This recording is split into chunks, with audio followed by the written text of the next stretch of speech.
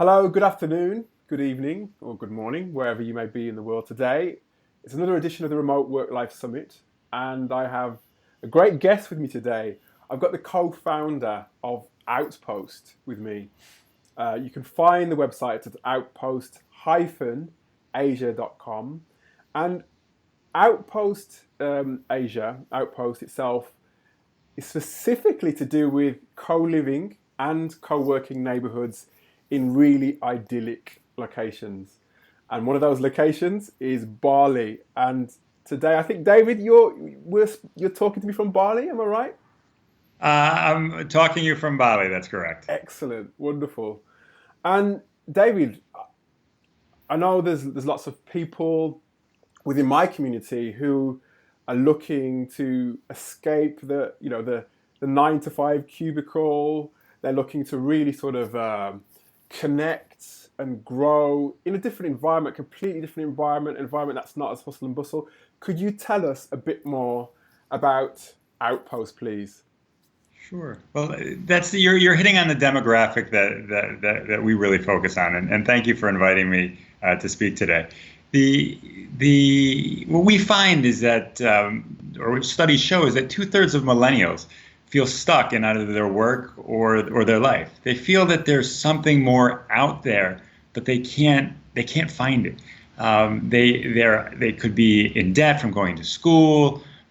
Social media has made it more difficult to truly connect with other people, and many of them want to make the world a better place, but they're stuck. And if they can't go out and see the world, how can they make it a better place? So this is really where Outpost comes in. What we've done is we've set up communities, or neighborhoods as we call them, in idyllic locations. We have 2 in Bali and 1 in Cambodia. And we're really focusing on giving people a place to go to find people who are like themselves. They want to explore. They want to grow personally and professionally. So they're not seeking a vacation per se from their life. They want to create a life where there's opportunity for growth and betterment of the world. And there's that connection, and really connecting with people who have those same aspirations. So Outpost was set up originally by my partner, Brian, and I. We had both been pretty peripatetic in our careers, traveling from place to place, often living in cities. And I was in Tokyo for a while, in New York, and those are wonderful places, but realized there's some other places that I wanted to spend some time. And he was traveling around Beijing and Jakarta, and we decided to set up in Bali, to set up an office that was for us. And so it was really a place to be productive. And what we saw over time were the people who were coming to us, it wasn't just a place that they were looking for to get work done. It was really a lifestyle. And so what we're really focusing on is catering to that lifestyle. So we offer, from our workplace, we offer living. So we manage rooms. In one of our locations in Bali, we have 30 rooms, for example. We also offer training. So on life design, we're also having some writing courses, and then how to grow your side hustle.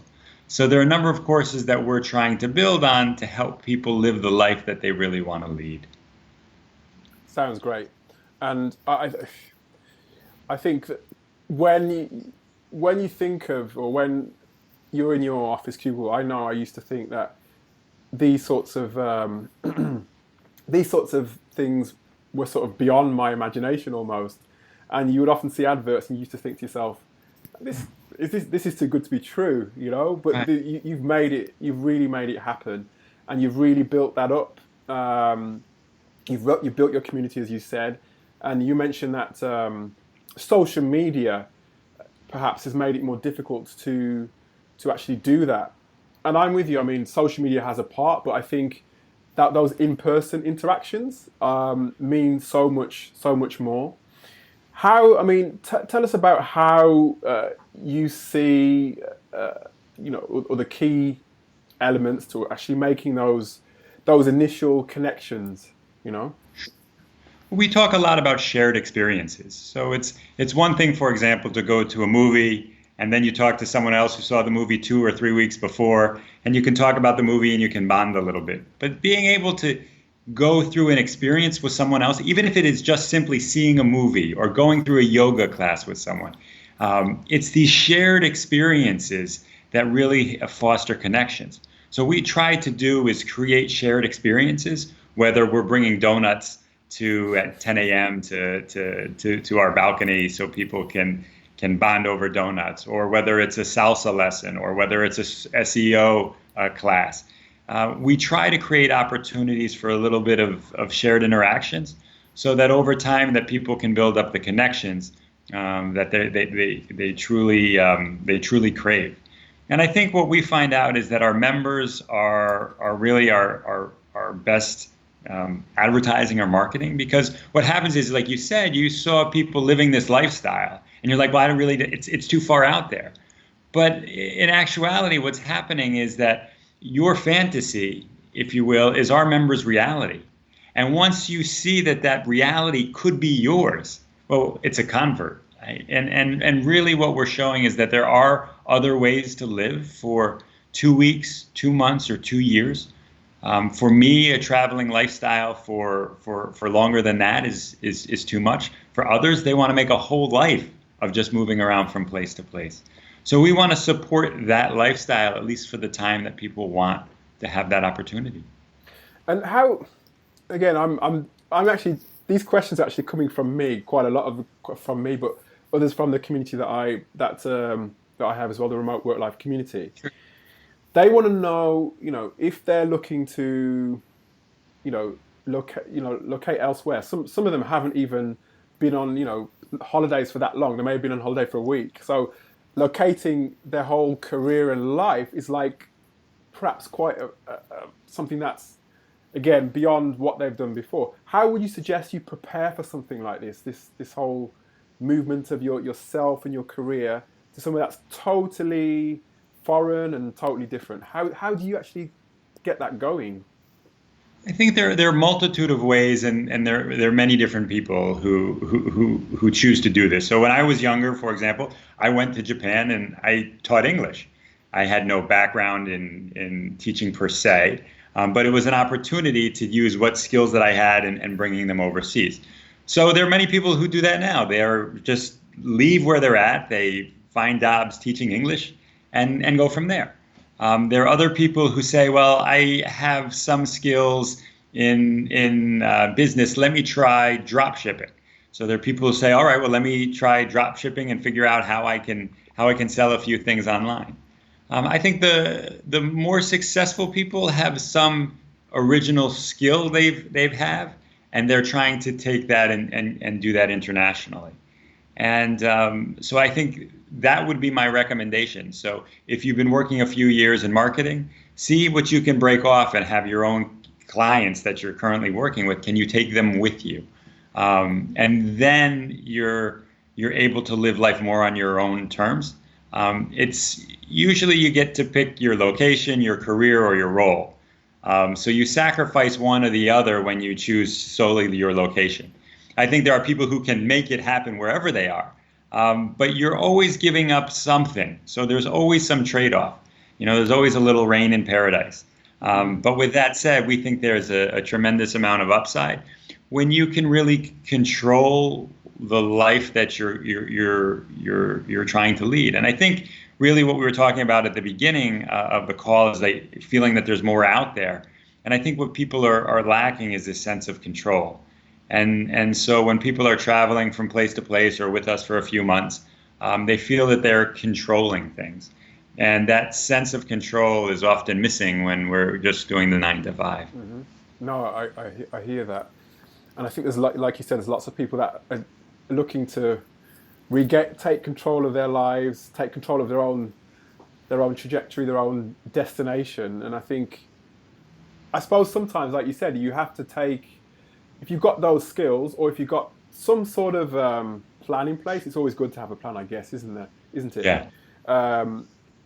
Is to actually take those skills and see what opportunities are there. Are there actually opportunities, would you say, within Bali or within the other outposts that you have, or is it mainly people who are coming with those skills and working within the co-living and the co-working spaces?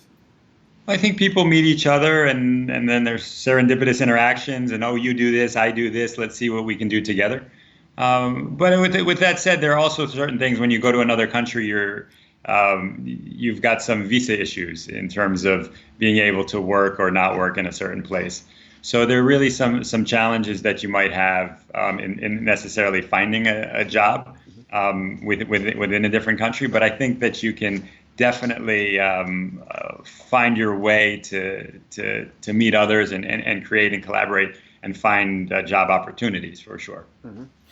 So another question that I got asked is, so one of the things that as somebody who works remotely, I always look at, one of the first things I look at when I either take a holiday or I'm going to a new place, I always look at broadband first, and the connection to the internet, But the question is what other things do you think are imperative if you're especially if you're moving from your destination country to a country that's completely foreign? What other things should you look out for, and what other things do you need to have in your toolkit to sort of make things work, would you say, David? Sure. Well, I think the broadband one is an interesting one. I think that we're many of these places getting beyond that. There is this stability in the internet in the places that we work. People don't think about the electricity, but that's a concern. And I think in the future people are going to give as much thought to the internet as they give to the electricity now. So I think what you highlight is that there are headline concerns that people see. Mm-hmm. Is the internet there?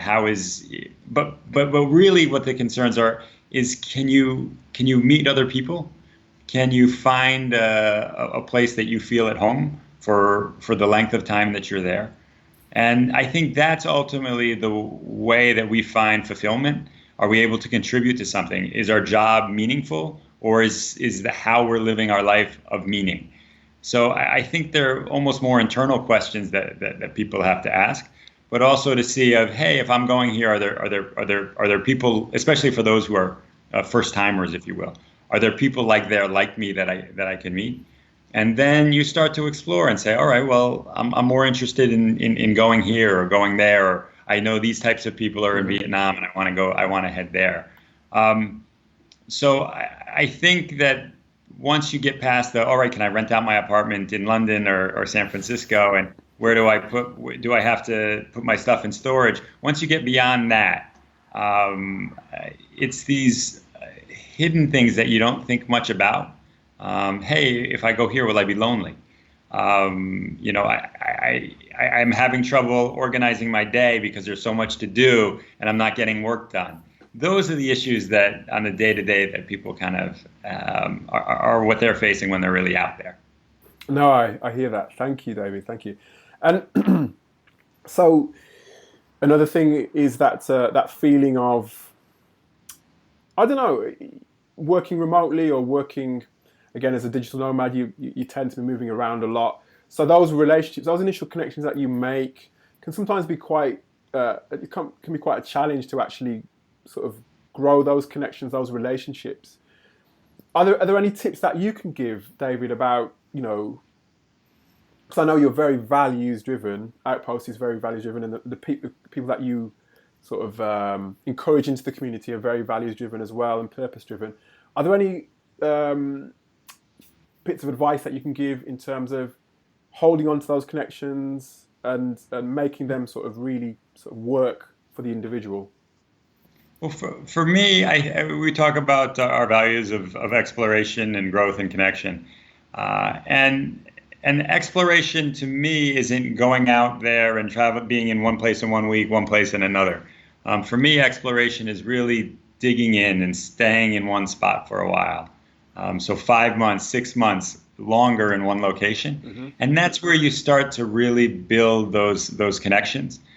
Because what you do is you'll have these, if you go, in my opinion, if you move faster, you have these wonderful experiences and you're gaining perspective. But what you really lose in that is the depth of experience with other people. Mm-hmm. And so my recommendation is to spend longer and check less off the bucket list and really go deeper, learn a bit more of the language, and you find things to be more rewarding, in at least in my opinion. No, I think that's really good because, again, when you look on places like YouTube, for example, you see lots of videos of people going from one place to another to another. And like you said, they're not really sort of getting a feel for their environment. They're not making those, like you said, those connections. They're not really Correct. exploring that. They're perhaps, like you said, ticking things off their list and going from place to place. So I think it's a wonderful piece of advice to actually really embed yourself and sort of really get a feel for where you are and like the culture, the language, and really immerse yourself in that. So I love that. I love that. And as an American, there was a time where people, especially when I was younger, they would take 3 weeks off or 4 weeks off and go to Europe. And you'd hear people say, "Well, I did Rome, I did Spain, I did London, I did the Czech Republic," and they were spending 2 days in each spot, and they were doing that. And yes, it's wonderful. You can recall what it's like to be in Prague, and you can recall what it's like to be in Budapest. You've got that image, but you're just rushing through and having a beer in this place and a beer in that place, and it's a fabulous experience that you can recall that. But really, the depth isn't there. And to me, my more rewarding experiences were when I was spending longer times in places. When things happened to me, like trains didn't show up, and I was stuck spending a night in the train station. Those types of experiences, while not always fun, are the ones that are most rewarding and help you grow. And so you have those more often than not when you stay in one place and you experience it rather than doing it. No, again, I love that because perhaps the generation before, the Xennial generation, I suppose you could say, that where you had the holiday experiences, we literally fly you in, sort of experience it, like you said, experience it, and then take your pictures and come back. But now I think lots of millennials who may be listening to this, they want a lot more, don't they? They want to get more of a feel and they want to feel part of it, and I think that's the best way to go about it. And I think Outpost is a great way to actually enable them to do that. And I think that leads quite nicely onto your you mentioned your values are connect, explore, and grow. We've covered the first two.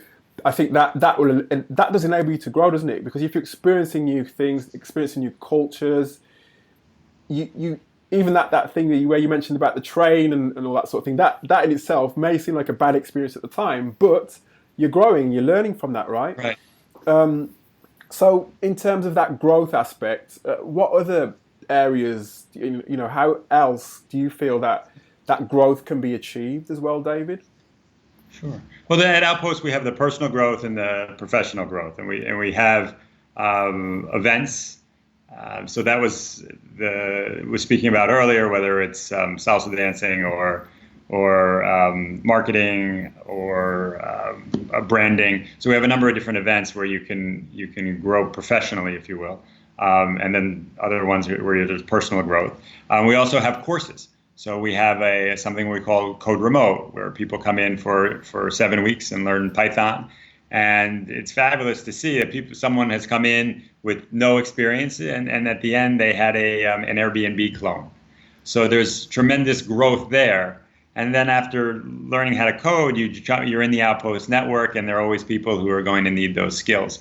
So it's almost an entree point, or it is an entree point into the community and into the lifestyle. So that's something that we offer. And there are other classes, like I had mentioned, on writing and finding meaning to you in a lifestyle, called our Life Design Lab. So we offer those courses as well. So that's the more formal learning. And the informal learning that you had mentioned as well. I'm in Indonesia and watching how people live and work, and I'm in Phnom Penh, Cambodia, and seeing the frenetic pace and how people are making their lives here. No, again, great. That's another key thing I always try to put across is, as well as the cultural aspects, there's, in terms of your growth, there's also as you mentioned, the hard skills, because the world is moving so quickly, and as much as it's good to have a good skill set, say for example in marketing, if you can learn something like SEO or writing, or like David says, even coding, that can give you a different outlook. You may be in marketing, but you may need to have, you'll be collaborating with, say, web designers or SEOs or writers. So having that additional skill set is going to make you a much more valuable proposition to your clients or to whoever you may be working for. So those soft skills as well as the hard skills are just really imperative. Excuse me, for your growth, your personal and professional growth. It's exactly that. What I found in throughout my career, and we find now, is that if you can speak the language, and so if you learn coding and you're not a coder, you understand the language, so you can be that person between the CEO and the tech team. There are many. If you know marketing and you know the language and the words that people use, you can translate that for the business folks. There's so much that you can do by just learning how people speak and just learning the basics, that you can really find your career being propelled in many different directions. I think so. And it's like you said, David, I think because maybe people have in their mind that, I only learn code if I want to be a coder, and that's just not the case. Even, the actions or the interactions that you have with people, or the understanding of those different skill sets is just going to take you so much further. But on top of that, though, the growth aspect in terms of, developing your own community, you start off with one or two people, and that one person may introduce you to another, and another. You never know where that person who you meet may be in 1 or 2 years' time. They may be CEO of their own company, right? Right. And then that connection that you've made, or that exploring that you've done, that community that you've built up is again contributing to your own growth, isn't it, David? Right. Well, that's the wonderful thing about Outpost. So if you're in London, you're, if you will, restricted by the people who are around you. And London is a tremendously international city, so there's wonderful people to meet all of the time. But it doesn't compare to an Outpost, because you'll be sitting next to someone from Brazil, someone from the UK, someone from Australia, someone from Indonesia, and you're working on your businesses and your ideas in very different ways. And so that there are so many people around there to meet, and you've got wonderful opportunities to maintain those connections. Boy, it's hard to maintain connections with people, for sure, but the opportunity is there. So that's really what we think is a fantastic experience when people come through Outpost, is just that there is that diversity of people from almost everywhere. Yeah, it's a skill in itself, isn't it, David? Maintaining connections, because you want to sort of send somebody an email, but you don't want to do it too regularly, or you want to make a phone call. But when is the right time to do that? So I think it's so undervalued, these sort of face-to-face interactions. How, if you can build those up, it can really make it much easier to sort of maintain them down the line, right? Right. Well, it's how we've, as humans, how we've always had connections. It's been physical. It's been, it's been right there in front of you. So the fact that we have these opportunities to Skype call and be as present as we can with the computer, it's still obviously not the same as the physical presence. And being able to hang out in the evening with on the beach with people all over the world and talking about the life you want to lead, or whether you sit back and talk about your business ideas. To have that opportunity and have the sounding board of people from many different places is really what the Outpost experience is about. Yeah, and what I know we've got a limited amount of time, David, but what I want to just say is, as well as those connections, or that ability to make connections, what other traits or what other aspects of somebody working remotely or as a digital nomad, somebody sitting here today thinking to themselves, actually this lifestyle is for me, what other traits do you feel are important for you to actually survive and to actually really make this sort of lifestyle work for yourself? Is to really have a good sense of direction and plans on where you want to be and how you want to grow, and then at the same time realize that once you put that sail up, your direction might go in a different way, but then reset those plans. You have an idea of where you want to go and how you want to get there, and then be crafty enough or agile enough to know that sometimes there's a flow that you caught in, and it's going to bring you in a different direction. So I think the ability to plan and look forward and change is really is critical. Excellent. But you can't just say, I'm going to go out there and I'll figure it out. Because to me, that's not always setting yourself up for the best chance of success. No, I agree. I agree 100%. And as far as Outpost, what's the future looking like for Outpost? And do you have any more locations planned at all, or what? Sure. Well, it's really wonderful to see where our members are going, and they're coming from one of our locations on the beach in Bali to in the mountains to our location in Cambodia, and we'd just like to be able to serve our members wherever they're traveling. We think being able to set up that network provides people the shared experiences, not just in Bali but elsewhere. So we're really excited about the future and creating a community of many neighborhoods, if you will. So we're excited about the future. Excellent. And I know I mentioned the URL at the top of the call. Is there somewhere other than that URL that people should look if they're interested in, setting up an Outpost? I think the websites are, outpost-asia.com is the best place to start to learn about our living and working environments as well as training. You could Google and see the news articles about us. There's some wonderful news and videos of people who've come through here. So we're excited to see more people come through, adopt the lifestyle. Like I said, the challenge when you're sitting there in your office feels like, how do you get out of the lifestyle? Yeah. For sure, it feels that way. But it's easier if you just say, hey, I'm ready to do it. I think once you find a place for your stuff, or once you rent out your place, everything else is easy. And just commit to it. Just commit to it. Realize it's going to be this amount of time, and yeah. And so what happens is some people come out and they're with us for 2 months or 2.5 months, and they had an idea and they couldn't get it started, or they couldn't get the business plan, or the business plan didn't work. And worst thing that happened was they were with us for 2.5 months, had an amazing time. They learned, they had a vacation, they met fabulous people, and they go home. So let that be the worst thing.